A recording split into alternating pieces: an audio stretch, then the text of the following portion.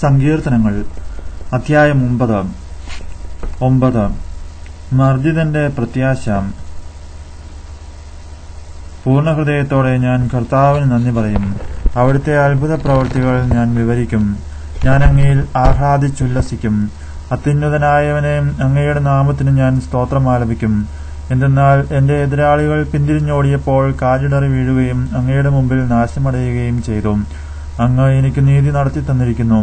അങ്ങ് ന്യായാസനത്തിലിരുന്ന് നീതിപൂർവകമായി വിധി പ്രസ്താവിച്ചു. അവിടുന്ന് ജനതകളെ സഹായിച്ചു. അവിടുന്ന് ദുഷ്ടരെ നശിപ്പിച്ചു. അവരുടെ നാമം എന്നേക്കുമായി മായിച്ചു കളഞ്ഞു. ശത്രു നാശകൂമ്പാരത്തിൽ അപ്രത്യക്ഷമായിരിക്കുന്നു. അവരുടെ നഗരങ്ങളെ അങ്ങ് ഉന്മൂലനം ചെയ്തു. അവരുടെ സ്മരണ പോലും മാഞ്ഞുപോയിരിക്കുന്നു. എന്നാൽ കർത്താവ് എന്നേക്കുമായി സിംഹാസനസ്ഥനായിരിക്കുന്നു. ന്യായവിധിക്കാണ് അവിടുന്ന് സിംഹാസനം സ്ഥാപിച്ചിരിക്കുന്നത്. അവിടുന്ന് ലോകത്തെ നീതിയോടെ വിധിക്കുന്നു. അവിടുന്ന് ജനതകളെ നിഷ്പക്ഷമായി വിധിക്കുന്നു. കർത്താവ് മർദ്ദിതരുടെ ശക്തി ദുർഗമാണ്, കഷ്ടകാലത്ത് അവരുടെ അഭയസ്ഥാനവും. അങ്ങയുടെ നാമം അറിയുന്നവർ അങ്ങിൽ വിശ്വാസമർപ്പിക്കുന്നു. കർത്താവെ, അങ്ങയെ അന്വേഷിച്ചവരെ അങ്ങ് ഉപേക്ഷിച്ചിട്ടില്ല. സിയോനിൽ വസിക്കുന്ന കർത്താവിന് സ്തോത്രം ആലപിക്കുവിൻ. അവിടുത്തെ പ്രവൃത്തികളെ ജനതകളുടെ ഇടയിൽ പ്രഘോഷിക്കുവിൻ. എന്തെന്നാൽ രക്തത്തിന് പ്രതികാരം ചെയ്യുന്ന അവിടുന്ന് അവരെ ഓർമ്മിക്കും.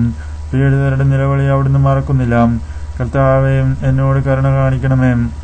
മരണകവാടത്തിൽ നിന്നെന്നെ ഉദ്ധരിക്കുന്നവനെ, വൈരികൾ മൂലം ഞാൻ സഹിക്കുന്ന പീഡകൾ കാണണമേ. അങ്ങനെ ഞാൻ അവിടുത്തെ സ്തുതികൾ ആലപിക്കട്ടെ. അങ്ങ് നൽകിയ വിമോചനം ഓർത്ത് സിയോൻ പുത്രിയുടെ കവാടങ്ങളിൽ ഞാൻ സന്തോഷിക്കട്ടെ.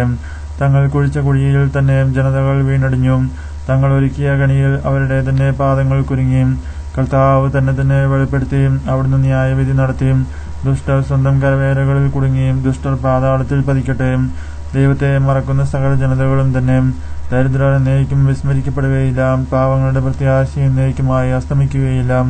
കർത്താവെ, എഴുന്നേൽക്കണമേ. മനുഷ്യൻ അഹങ്കരിക്കാതിരിക്കട്ടെ. ജനതകൾ അങ്ങയുടെ സന്നിധിയിൽ വിധിക്കപ്പെടട്ടെ. കർത്താവെ, അവരെ ഭയാധീനരാക്കണമേ. തങ്ങൾ വെറും മർത്യരാണെന്ന് ജനതകൾ മനസ്സിലാക്കട്ടെ. നമ്മുടെ കർത്താവായ മിശിഹായ്ക്ക് സ്തുതി.